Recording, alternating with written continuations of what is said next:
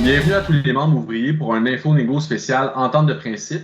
L'objectif de l'info-négo qu'aujourd'hui, qui est, vous l'aurez constaté, passablement plus long qu'à l'habitude, c'est de vous expliquer les grandes lignes de l'entente de principe point par point pour que vous compreniez bien ce qui est proposé et ce qui a été, dans le fond, recommandé par votre conseil de négociation. On va également vous expliquer les différents moyens d'information qui vont être à votre disposition pour aller encore plus loin et vraiment comprendre tous les détails de l'entente de principe.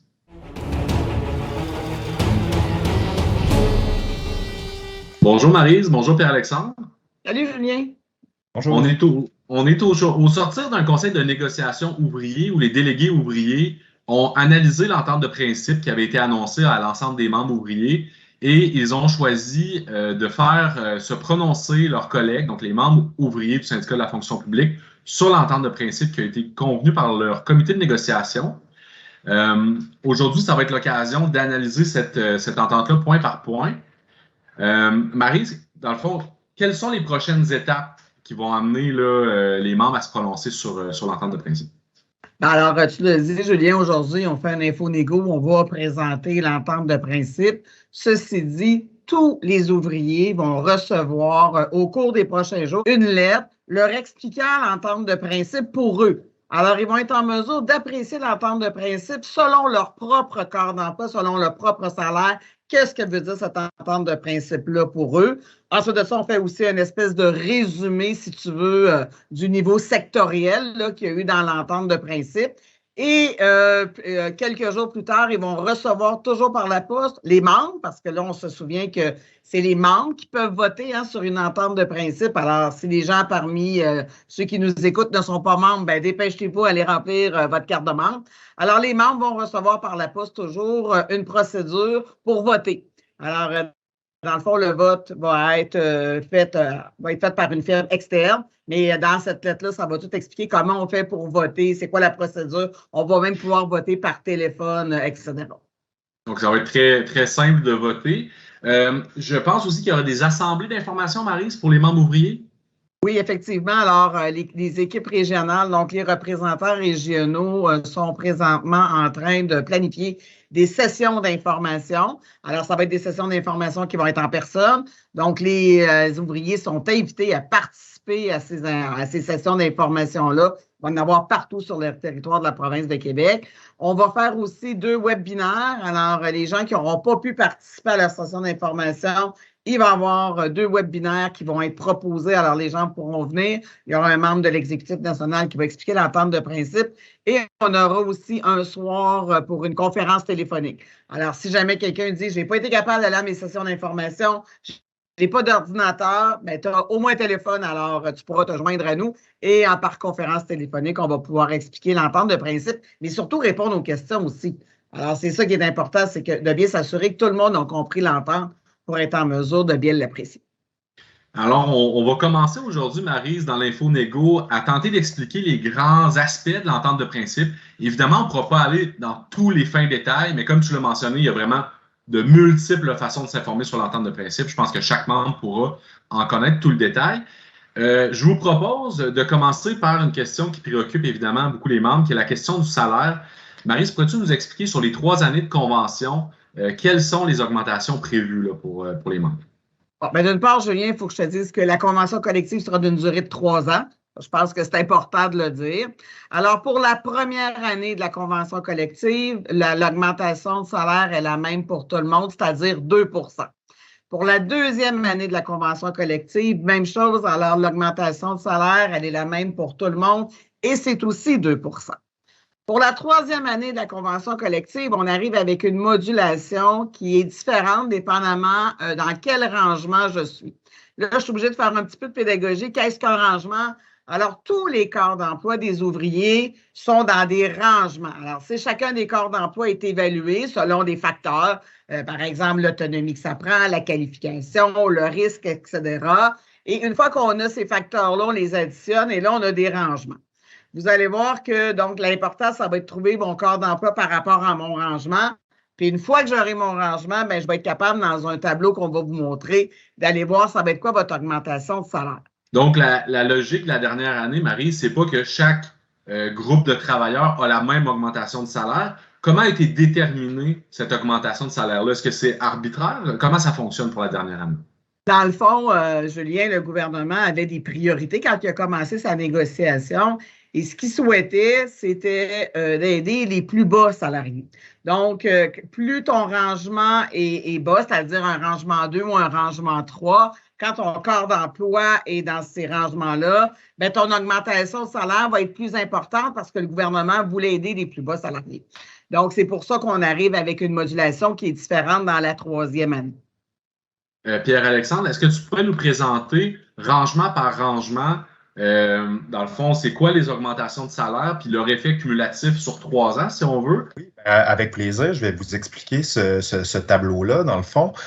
Donc, comme Maryse le spécifiait, les premières années d'augmentation, elles sont les mêmes pour tout le monde. Donc, chacun des rangements, tout le monde a 2% pour le 1er avril 2020 rétroactivement et rétroactivement au 1er avril 2021 également un 2%. Pour l'augmentation de la troisième année au 1er avril 2022, bien là, c'est vraiment les rangements les plus faibles, comme vous l'avez mentionné, qui vont avoir les augmentations les plus élevées, puis il va y avoir là une espèce de dégression dans les augmentations salariales à mesure que le rangement augmente. Puis c'est vraiment ça qu'on peut voir dans le tableau. Donc, si on prend le rangement 2, qui, à titre informatif, là, on a les nettoyeurs-laveurs, puis les conducteurs de véhicules et d'équipements mobiles là, de classe 4 qui sont dans ce rangement-là. Eux, c'est un 5,6% qu'ils vont avoir là, au 1er avril 2022. Et il y a aussi une colonne qui donne vraiment le salaire qui va être à ce moment-là là, applicable à partir du 1er avril 2022, qui, dans le cas du rangement 2, on est à 20,22 $. Ensuite de ça, c'est intéressant aussi, c'est de voir l'effet sur 3 ans de ces années d'augmentation-là. Donc, avec le 2% de la première année, le 2% de la deuxième et le 5,6% de la troisième année, pour le rangement 2, bien, on parle d'un total, d'une augmentation totale sur 3 ans de 10%. Et là, faut faire attention. Je sais que si on additionne 2 plus 2 plus 5,6, ça donne 9,6%. Mais il y a une petite augmentation là, supplémentaire qui est là à cause de l'effet multiplicatif qu'on a à enchaîner année après année des augmentations de salaire. Donc, le 2% de la deuxième année et c'est un 2% de plus par rapport à un salaire qui avait déjà été augmenté de 2%. Donc, ça vaut un petit peu plus que le 2% si on se rapporte à la première année à ce moment-là. Donc, l'écart entre le 9,6% si on additionne et le 10% que vous voyez dans le tableau, là, il vient vraiment de cet effet-là multiplicatif qu'on appelle aussi effet composé. Puis après ça, ben, si on descend là, dans le tableau, ben, on voit qu'au rangement 3, ben, à la troisième année, dans la troisième colonne, l'augmentation elle va être un peu plus petite. Elle va être à 5,4%, qui est quand même une augmentation appréciable. Et pour un total de 9,6 sur 3 ans. Pour le rangement 4, on parle d'un 4,9% pour un 9,2 sur 3 ans. Pour le rangement 5, un 4,4% pour la troisième année et un 8,6% au total. Et sans vous faire là, la lecture peut-être des 12 rangements, ben, on peut aller là, jusqu'au rangement 12, où est-ce que là, l'augmentation est de 2,2% pour cette troisième année-là, pour un total de 6,4%. Pierre-Alexandre, ce que je comprends, c'est que l'augmentation de salaire minimale du membre qui a le moins d'augmentation la troisième année sur 3 ans, c'est de 6 points. Sur 3 ans, l'augmentation minimale, c'est 6,4%. Puis la troisième année, c'est un 2,2% l'augmentation minimale à ce moment-là. D'accord. Donc, le membre le moins favorisé par cette échelle-là, donc ceux qui ont les salaires présentement les plus élevés, ont quand même une augmentation qui dépasse le 2% à chaque année. Ça, je pense que c'est important de le mentionner. On va parler aussi des autres avantages de cette entente de principe-là, parce que le salaire, évidemment, c'est pas le seul gain.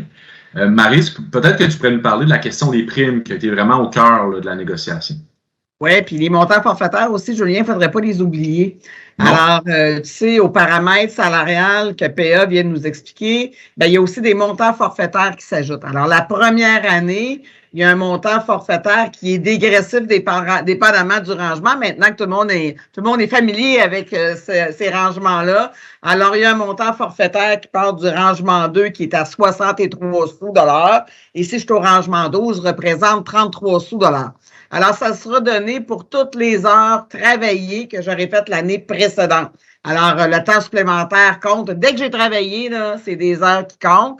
Alors, quelqu'un qui aura travaillé toute l'année, ça représente 1 274 $ minimum là, pour une année. Et quelqu'un qui aura travaillé la moitié de l'année, ben, à ce moment-là, ça pourrait être 637 $. Là, je parle évidemment de quelqu'un qui est au rangement 2.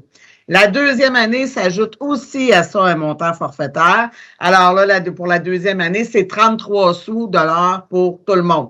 Alors là aussi, l'année de référence sera l'année précédente. On va regarder toutes les heures travaillées que les gens auront faites et ils auront à ce moment-là un 33 sous $ qui sera donné. Ça sera un seul montant, alors une seule fois, mais ça sera un montant forfaitaire pour la deuxième année. Alors, dans le fond, je vais aussi te parler des primes pour les ouvriers spécialisés.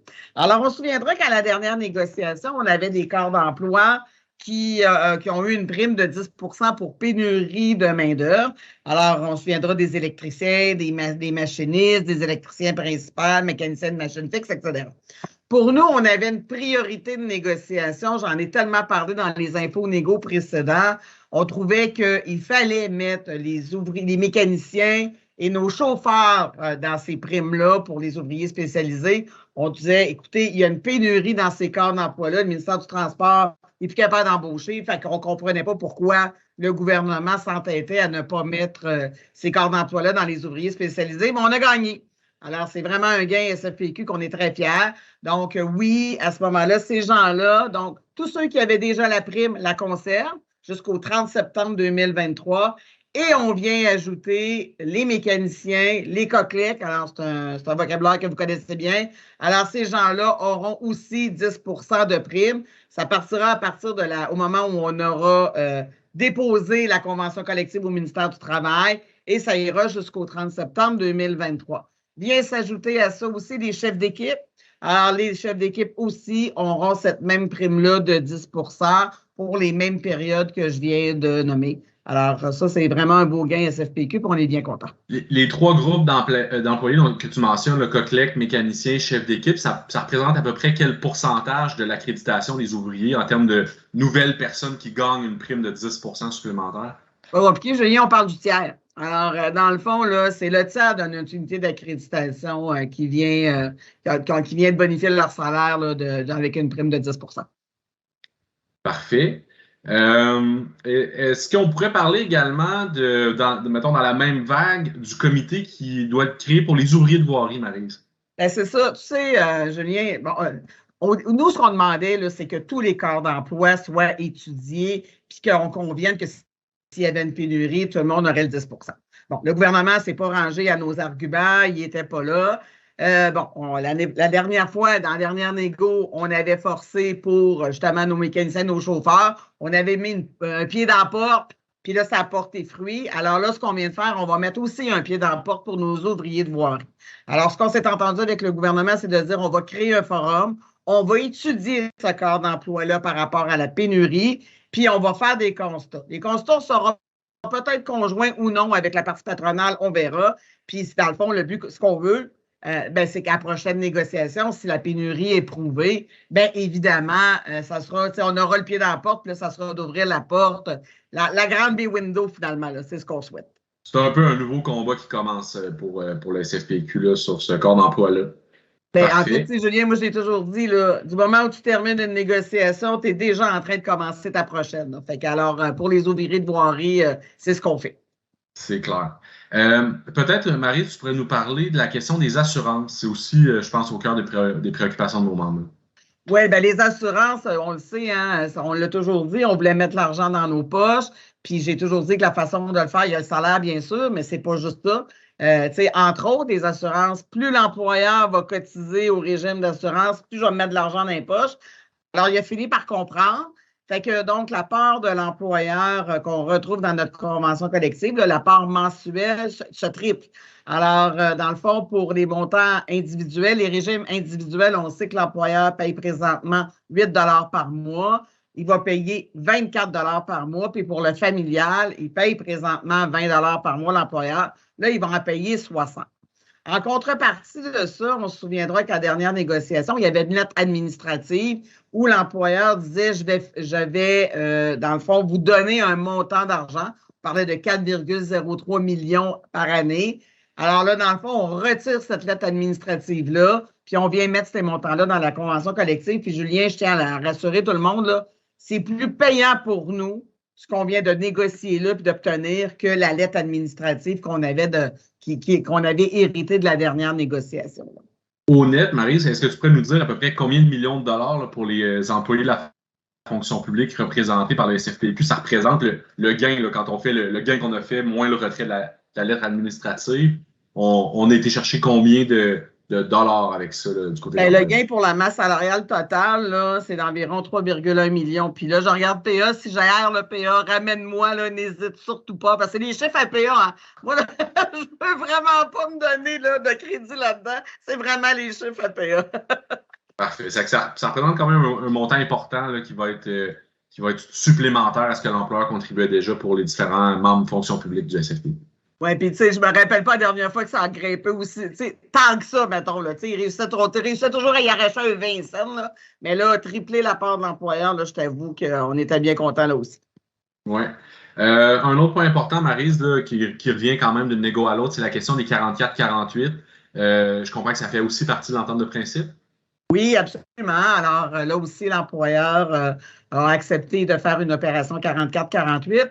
On prendra une photo à la signature de la convention collective et tous ceux qui auront fait 44 mois dans 48 mois dans le même ministère, dans le même corps d'emploi, pourront accéder à une permanence. Évidemment, comme sur les mêmes principes que la dernière fois. Donc, je sais qu'il y a des corps d'emploi qui étaient exclus. Malheureusement, ils seront toujours exclus. Mais la bonne nouvelle, c'est qu'il y aura une opération 44-48. Je ne veux pas te poser une colle, Maryse, on pourra le rechercher au besoin, mais sais-tu à peu près, ça fait combien de membres ouvriers qui pourraient bénéficier d'une permanence là, grâce à ce qui a été négocié là? Ben, en fait, c'est difficile à dire, Julien, puis je vais t'expliquer pourquoi. Parce qu'on a posé la question à l'employeur. L'employeur est arrivé avec un chiffre de 90. On le sait que c'est plus que ça parce qu'on a créé le corps d'emploi des Coquelettes. Alors, quand on a créé le corps d'emploi des Coquelettes, ben ça ne fait pas 44 mois, ça. Alors, mais ces gens-là vont passer dans l'opération. Ce n'est pas nous qui avons créé ce corps d'emploi-là, c'est le gouvernement. Fait que, alors, ces gens-là ne seront pas exclus de l'opération, mais c'est difficile pour moi de te dire combien il va en avoir. Là. On peut parler probablement au moins de plusieurs centaines d'ouvriers qui vont bénéficier de ce gain-là. Oui. On pourrait passer à la question des éléments normatifs de l'entente de principe. Peut-être te demander, Maryse, est-ce que, parce qu'il y a une certaine complexité dans ces différents éléments-là, je ne suis pas sûr qu'on va pouvoir les voir dans le détail, est-ce qu'il y a des reculs à constater dans ces éléments normatifs-là, à ton avis, quelque chose d'important qui devrait être souligné aux membres? Bien, en fait, je te dirais, Julien, dans cette négo aussi, puis je vais inviter les gens à aller voir l'entente de principe intégrale. Là, on le met sur notre site Négo 2020. Des concessions majeures de la part de la partie syndicale, il n'y en a pas eu, là. Alors, des reculs, il n'y en a pas, cherchez-en, puis vous me le direz, mais il n'y a vraiment pas de recul important. Ceci dit, dans le normatif, ce qu'on va retrouver, par exemple, alors, il y a eu une mise à niveau avec la loi sur les normes du travail. On sait que la loi sur les normes du travail a été modifiée en janvier 2000, je ne vais pas dire n'importe quoi, 2019, je pense, 2020. Alors donc, évidemment, quand la loi sur les normes du travail est modifiée, ben c'est ce qui s'applique de base. Fait que, alors, si notre convention collective est en bas de la loi des normes maintenant, ben il fallait l'ajuster. Alors, ce qu'on va se rendre compte, c'est que particulièrement au niveau des décès, le nombre de jours que j'ai quand quelqu'un décède ne change pas, mais c'est le nombre de jours que je n'étais pas payé qui, lui, vient changer. Si, par exemple, je devais prendre 3 jours à mes frais pour un décès, bien, vous allez voir que maintenant, c'est peut-être 3 jours que l'employeur me paye ou c'est peut-être 2 jours que l'employeur me paye. Alors là-dessus, il y a une amélioration. Vous allez retrouver aussi un projet pilote sur, dans le fond, ce qu'on a appelé de l'assignation temporaire. Alors, l'employeur a une priorité d'être capable de ramener les gens au travail quand je suis en invalidité, d'être capable de les ramener le plus rapidement possible. Ce à quoi on acquiesce parce qu'on sait que plus longtemps je suis en invalidité, plus c'est difficile de ramener les gens au travail. La seule affaire qu'on voulait, c'est de dire, OK, vous voulez faire ça comment? Pas n'importe comment, etc. Donc, le syndicat va jouer un rôle très important dans ce projet pilote-là. Alors, c'est ce que vous allez retrouver aussi au niveau sectoriel. Fait que c'est ce genre d'affaires-là, mais comme je te dis, Julien, là, des reculs majeurs, il n'y en a pas, là, vraiment pas. Maryse, pour la suite des choses, tu l'as déjà mentionné un petit peu en début de vidéo, mais peut-être rappeler qu'est-ce qui s'en vient pour les prochaines étapes là, pour que les ouvriers puissent prendre leurs décisions concernant cette entente de principe. Alors, comme Julien vient de le dire, alors informez-vous, les sessions d'information dans vos régions respectives, ça va être où? Je sais qu'il va y en avoir dans les milieux de travail, puis ça va être en personne aussi, fait que de grâce, ne vous gênez pas. Si vous avez une question, allez-y, les gens qui vont être là vont être en mesure de répondre à vos questions. On vous le dit aussi, il va y avoir 2 webinaires qui vont être qui vont avoir lieu les soirs. Alors là aussi, les dates, on va vous communiquer les dates et même aussi une conférence téléphonique. Donc, ce qu'on souhaite, c'est vraiment que vous soyez informés.